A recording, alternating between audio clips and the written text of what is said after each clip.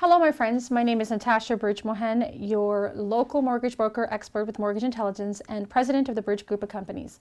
Today's topic is going to be one that's interesting for those who are self-employed or business for self or entrepreneurs, or if you own your own business, whatever you would like to call yourself. I'm one of those two as well. So we're going to talk about some major changes that has been effective and enforced by CRA, our favorite government agency. So the Canadian Revenue Agency, if I may say, has implemented some small business income tax changes that are now in force as of January 1st, 2018 and 2019 respectively. So if you have an incorporation that you operate for your personal business, listen very carefully, because these are going to not only affect your income tax filings, but also affect you for qualifying in mortgages. So one of the first changes that our government is making is actually a pretty good one.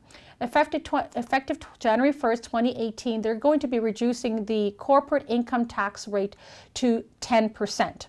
Immediately thereafter, the following year, January 1st, 2019, they're going to be reducing the income tax rate to 9%, which is very competitive and significantly lower than our southern partner country, the US, compared to what they are charging their private incorporations. So that's very good news. Sprinkling income, not so much good news.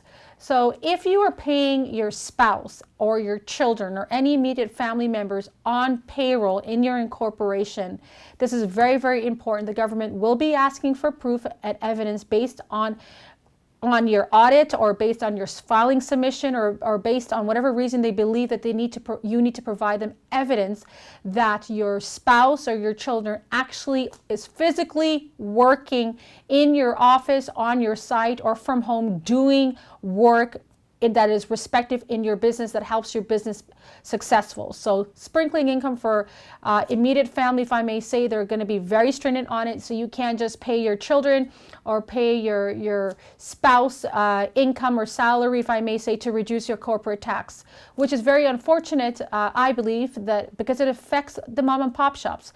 The Canadian economy is built on the foundation of small business owners. And the government, unfortunately, has to find ways to collect taxes. And these are the ways that they're trying to collect more taxes. So be very careful. Speak to your personal accountant, business accountant, and let them educate you and provide you with the necessary information and the changes that you need to do immediately to avoid any penalties, any increased tax fines, or increased taxes that you just may have to pay. Make sure that you set yourself up extremely well in regards to this.